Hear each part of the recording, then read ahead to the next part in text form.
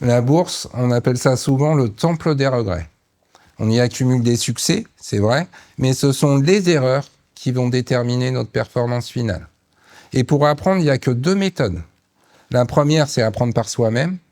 On trébuche, on perd de l'argent, on paye le prix fort. C'est la méthode douloureuse. La seconde, c'est apprendre des erreurs des autres. C'est le raccourci. C'est profiter de l'expérience de ceux qui ont déjà payé pour apprendre la leçon à votre place. Ça fait 30 ans que j'investis. J'ai connu l'euphorie de 2000, le krach de 2008, la crise européenne de 2011, le Covid. Croyez-moi, j'ai souvent eu affaire à la méthode douloureuse. Aujourd'hui, je vous livre mes 7 plus grosses erreurs. Et si cette vidéo vous évite ne serait-ce qu'une seule de ces erreurs, alors ces quelques minutes seront probablement le meilleur investissement de votre année.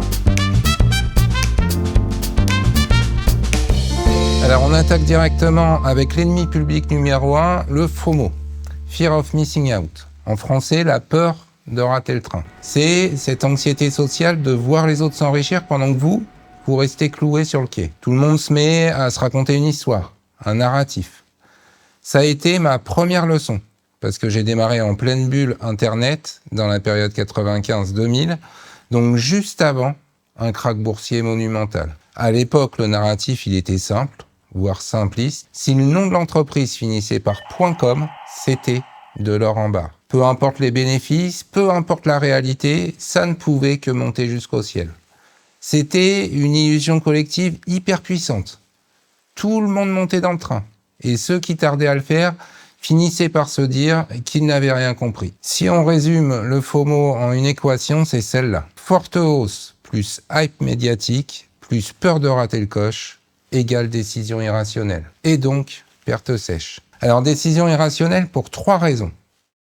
La première, c'est que quand on est dans une illusion collective, on met de côté les fondamentaux. Et notamment, le premier d'entre eux, la capacité des entreprises à dégager de vrais bénéfices sur le long terme. Et pendant la bulle, on nous expliquait sérieusement que les règles avaient changé, que regarder la rentabilité d'une entreprise, c'était dépassé. On a inventé de nouveaux ratios magiques pour justifier l'injustifiable.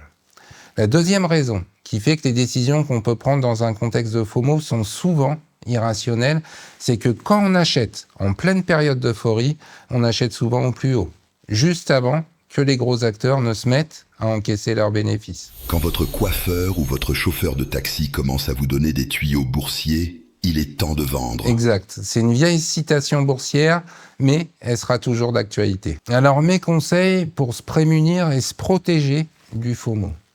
Ayez une stratégie et restez-y fidèle. Si vous suivez, par exemple, une stratégie DCA, continuez de la pratiquer de la même manière. C'est quoi la stratégie du DCA ?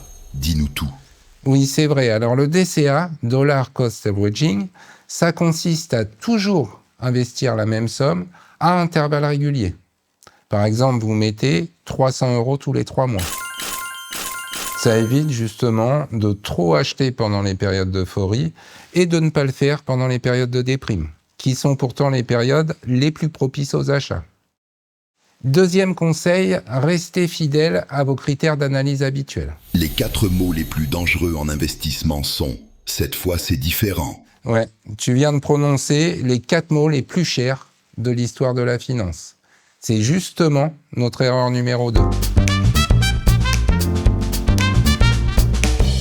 Tu nous as parlé de la bulle Internet en 2000, mais c'est des histoires d'anciens combattants, ça. Ben pas vraiment. La psychologie humaine est toujours la même, notamment la peur et l'avidité. L'histoire se répète tout le temps. Dire « cette fois c'est différent », c'est parier que les lois de la gravité économique ont cessé d'exister.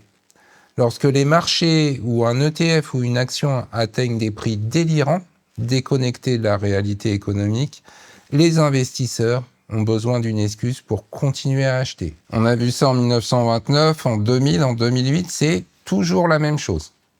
Regardez ce graphique. C'est le modèle des bulles spéculatives. C'est littéralement la carte des émotions d'investisseurs. Au début, ici, c'est la phase cachée. C'est là que les pros investissent. C'est calme, personne n'en parle. Ensuite, le prix commence à monter. Les médias arrivent, c'est la phase d'attention. Et là, la courbe devient verticale. C'est la phase d'euphorie. C'est là que le grand public rentre, poussé par le FOMO. Et c'est tout en haut ici, au sommet absolu, qu'arrive le piège mental, le nouveau paradigme. C'est le moment précis où on se dit, cette fois, c'est différent. On se convainc que ça baissera jamais. C'est le moment où l'optimisme est maximal, alors que le risque est maximal. Et inévitablement, la gravité reprend ses droits. Remarquez ce petit rebond ici, pendant la chute. On appelle ça en langage boursier le bull trap, le piège à haussier. Les gens se disent « Ouf, ça remonte, j'ai eu raison de garder ». Eh ben non, c'est la dernière illusion avant la capitulation finale. Donc si vous entendez « cette fois c'est différent », fuyez. Si vous avez commencé à investir après 2010, vous avez un handicap invisible. Vous n'avez connu qu'un marché sous stéroïdes. C'est ce qu'on appelle le biais de récence. Votre cerveau projette le passé immédiatement sur le futur. Ces dernières années, à chaque fois qu'il y a eu de fortes baisses, elles ont très vite été suivies d'une forte hausse. À chaque baisse, que ce soit par exemple le Covid ou l'annonce des taxes douanières par Trump, le marché a rebondi en V très rapidement. Et du coup, à la moindre baisse, tout le monde dit c'est les soldes, buy the dip. En français, achète le creux. Et on achète les yeux fermés. Attention, il y a un vieux dicton à Wall Street pour ça. N'essaie jamais d'attraper un couteau qui tombe. Exactement. On revient à notre graphique et à notre petit bull trap, donc piège à haussier. C'est précisément à ce moment-là que la foule crie c'est les soldes. Sauf que dans une vraie fin de cycle, c'est pas une solde, c'est une porte de sortie qui se referme. Alors, je suis d'accord, acheter le creux pendant le Covid, c'était au final une belle opération, mais ça n'est pas toujours comme ça. Acheter le creux en 2000 ou en 2008, c'était la débâcle assurée. Alors méfions-nous des réflexes basés sur l'histoire récente. Apprenons à dézoomer. Un graphique sur 5 ans, on vous dira certainement d'acheter, mais un graphique sur 10 ans, 20 ans, 50 ans, vous dira d'être prudent. L'histoire ne se répète pas toujours à l'identique, mais elle rime souvent. Alors, il y a certains d'entre nous qui ont un trait de caractère en bourse qu'on qualifie de contrariant.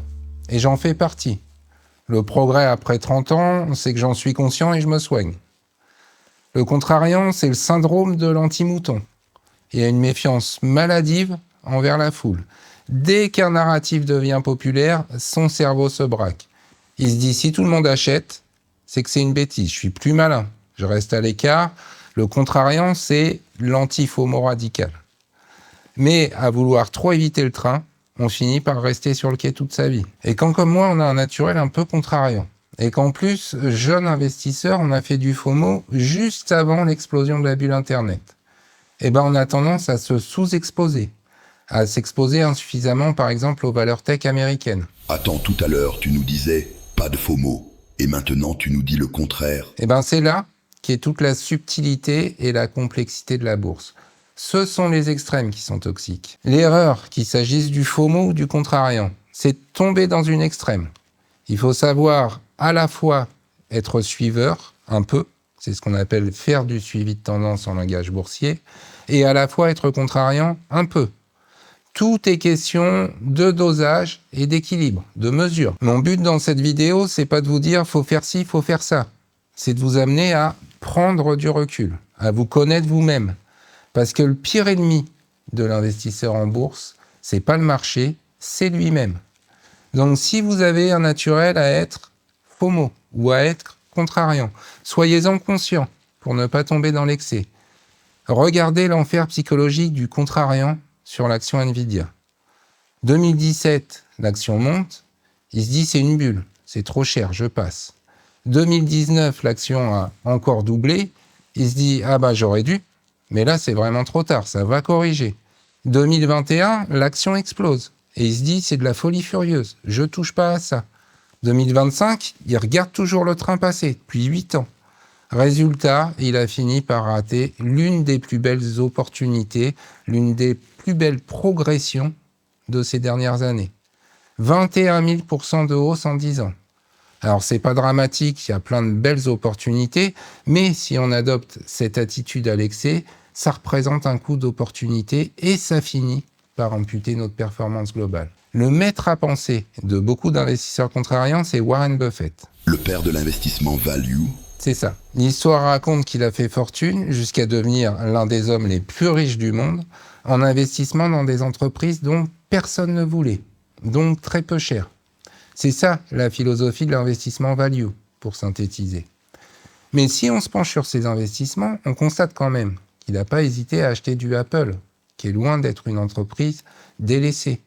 Donc message à tous ses disciples, comme moi, il faut trouver les bons équilibres et pas s'enfermer dans un style à l'extrême. Le secret de l'investissement performant et résilient, c'est la diversification. Et il y a aujourd'hui 2 types de déséquilibres qu'on observe dans beaucoup de portefeuilles. Le premier, c'est le biais domestique, c'est le patriotisme inconscient. On achète ce qu'on voit en bas de chez soi.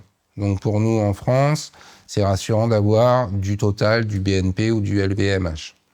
Le problème, c'est que la France représente à peine 3% de la capitalisation boursière mondiale. Oui, mais en réalité, LVMH ou Total font leur chiffre d'affaires à l'international. C'est vrai, mais leur siège social, leur fiscalité et leur cotation sont ici. Donc ça nous expose à 2 risques majeurs. Le risque politique, c'est quand l'instabilité ou les blocages législatifs font fuir les investisseurs étrangers, et le risque de la dette. Si demain les marchés jugent que la signature de la France se dégrade, les taux d'intérêt des obligations d'État explosent. Et, mécanique boursière, quand les taux montent, la valorisation des actions baisse. Donc oui, notre CAC 40, c'est des sociétés qui œuvrent à l'international. Mais pour autant, il n'est pas immunisé contre une crise française. Le second déséquilibre, c'est l'inverse. Et il devient épidémique. C'est la surexposition aux USA. Depuis 2010, les actions US écrasent tout. La tech américaine est reine. Résultat, beaucoup d'investisseurs se disent « Pourquoi s'embêter avec l'Europe ou l'Asie ? Je mets tout sur le S&P 500, l'indice action américain. Alors c'est tentant, mais c'est oublier une leçon d'histoire brutale. Attends, les États-Unis, c'est la première puissance mondiale. Ça ne peut pas s'effondrer comme ça. Ah oui, laisse-moi te présenter l'histoire du Japon dans les années 80. En 1989, le Japon était exactement comme les USA aujourd'hui. C'était le futur. Les Sony, Toyota, Nintendo, ils dominaient le monde. La bourse de Tokyo pesait plus lourd que celle de Wall Street. Tout le monde se disait, le Japon, ils sont indétrônables. Et puis, la bulle a éclaté. Il a fallu 34 ans. Oui, 34 ans pour que la bourse japonaise retrouve son niveau de 1989. Imaginez avoir mis toute votre épargne sur le champion de l'époque et attendre 30 ans pour récupérer votre mise.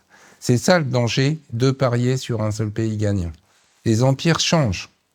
La solution, une vraie diversification géographique. Mais attention parce que le piège, il peut être sournois. On peut être surexposé aux USA en pensant être diversifié.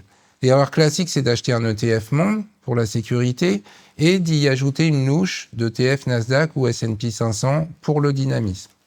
En réalité, vous achetez 2 fois la même chose. Le MSCI World, l'ETF monde, c'est déjà 70% d'États-Unis. Apple, Microsoft, Nvidia pèsent tellement lourd qu'elles dictent tout l'indice. En ajoutant du Nasdaq par-dessus un ETF monde, en réalité, on ne diversifie pas. La vraie diversification, ce n'est pas d'empiler des ETF qui vont dans le même sens. C'est avoir des actifs qui font pas la même chose au même moment. Si tout monte en même temps dans votre portefeuille, c'est agréable, mais c'est que vous n'êtes pas diversifié. À titre personnel, mon portefeuille se compose aujourd'hui de 3 poches complémentaires qui ne se marchent pas dessus. Une première poche actions en direct européennes, en sélectionnant des belles sociétés internationales pour que le biais local soit maîtrisé. Une deuxième poche ETF monde, qui me sert en réalité à couvrir toute la partie États-Unis et un peu d'autres pays développés comme le Japon, le Canada, sans avoir besoin d'ajouter du Nasdaq. Et enfin, une poche émergent pour aller chercher de la croissance là où elle n'est pas dans l'ETF monde. Par exemple, la Chine, l'Inde, le Brésil. Dans la vie courante, la vie professionnelle, le sport, on a appris une règle simple. Plus on travaille, plus on a de résultats. L'effort paye. Le problème, c'est qu'en bourse, cette règle, elle est fausse. En bourse, plus vous vous agitez, plus vous perdez. C'est ce qu'on appelle le biais d'action. Face à l'incertitude, l'être humain, il préfère faire quelque chose, faire n'importe quoi plutôt que de rien faire. Attendre, ça nous est insupportable. Pourtant, les chiffres sont cruels. Une étude célèbre de 2 économistes a analysé 66 000 comptes d'investisseurs. Et leur conclusion, elle est sans appel. L'hyperactivité en bourse nuit gravement à votre richesse. Les investisseurs qui tournaient le plus leur portefeuille, les plus actifs, avaient une performance annuelle inférieure de 6,5% à celle du marché. Pourquoi ? À cause des frais, à cause des taxes, mais surtout à cause des mauvaises décisions qu'ils prenaient dans la précipitation. Et pour enfoncer le clou, il y a une réalité statistique qu'on ignore souvent et qui explique cette hyperactivité toxique. On a l'image d'une bourse qui monte, qui descend violemment. Mais la réalité, elle est beaucoup plus monotone. On estime que les marchés passent environ 70% de leur temps à latéraliser. Ils font du surplace. Ils oscillent dans un tunnel sans direction claire. C'est la zone d'ennui. Le problème, c'est que notre cerveau, il déteste l'ennui. Il y accroît la dopamine. Alors quand le marché fait rien, on devient impatient. On achète ou on vend juste pour qu'il se passe quelque chose.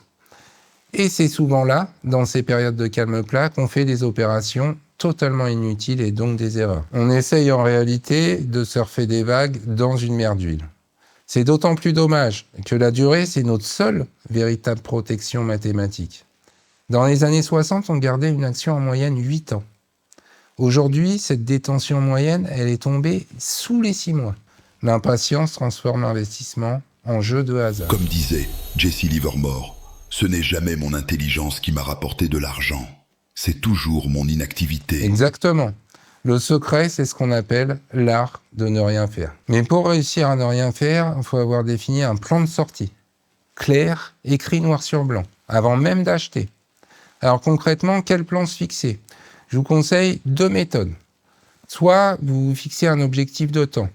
J'achète cet ETF et j'y touche pas avant 10 ans. C'est votre horizon de placement. Soit vous vous fixez un objectif de cours.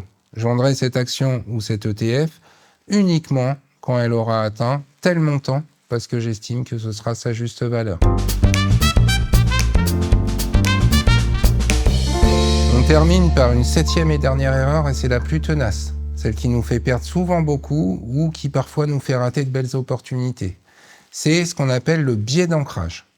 L'ancrage, c'est cette obsession irrationnelle pour notre prix d'achat. On jette une encre mentale sur ce chiffre sans s'en rendre compte et on n'arrive plus à s'en détacher. Si on a acheté par exemple un ETF ou une action à 100 € et qu'elle est tombée à 80, et ben notre cerveau se braque. On se dit cette phrase terrible, pas vendu, pas perdu. J'attends que ça remonte à mon prix d'achat pour sortir à l'équilibre. Et on se retrouve bloqué avec un boulet au pied pendant des années parce qu'on a refusé d'accepter la réalité. Et puis, il y a un deuxième cas de figure qui est tout aussi nocif, c'est quand on a fait en général un gain rapide, on a acheté à 100, l'action ou l'ETF est montée à 120, et ben on se dit, allez, j'encaisse mes 20%. Pourquoi on vend ? C'est pas parce que l'action est devenue trop chère, c'est juste parce qu'on compare le prix actuel de 120 à notre prix d'entrée de 100. On reste ancré sur notre performance passée au lieu de regarder le potentiel futur. Résultat, on vend une action magnifique qui allait peut-être monter à 200, 300, juste pour sécuriser un petit gain psychologique. Attends, on dit pourtant qu'on ne fait jamais faillite en prenant ses bénéfices. C'est vrai, je suis d'accord, mais d'un autre côté, on ne devient jamais riche en coupant ses plus belles fleurs pour laisser de la lumière aux mauvaises herbes. Le problème de l'ancrage, c'est qu'il nous pousse à faire l'exact inverse de ça. À cause de notre prix d'achat, on a tendance à couper nos gains trop tôt et à laisser courir nos pertes trop longtemps. Pourtant, il faut qu'on se rende une chose dans la tête. Le marché, il ne sait pas combien on a payé notre action. Il s'en fout complètement. Il nous doit rien. Et donc, la solution pour vaincre ce biais, c'est le test de la page blanche. Il faut réussir à oublier notre historique, à regarder notre ligne, qu'elle soit en plus-value ou en moins-value. C'est pas le sujet. On a une unique question à se poser. Si j'avais pas cet ETF ou cette action en portefeuille, est-ce que je l'achèterais là tout de suite à son prix actuel ? Si la réponse est oui, c'est qu'on y croit encore. C'est qu'on croit à son futur et du coup, oui, on la garde même si on est en perte. Si la réponse est non, si on ne l'achèterait pas aujourd'hui, alors on la vend immédiatement sans se soucier du prix auquel on l'a acheté. Ne laissons pas un prix du passé dicter notre futur financier. Voilà pour les cicatrices de mes 30 ans de bourse. Alors ne cherchons pas à être des robots. J'ai fait ces erreurs, j'en ferai d'autres, vous aussi. L'objectif, c'est pas le zéro défaut. C'est juste de faire en sorte que nos bonnes décisions nous rapportent beaucoup plus que nos mauvaises décisions ne nous coûtent. J'espère vous avoir apporté de la valeur. Si ce retour d'expérience vous évite ne serait-ce qu'une seule de ces erreurs, alors mon boulot est fait. Maintenant qu'on sait ce qu'il ne faut pas faire, il faut savoir quoi faire.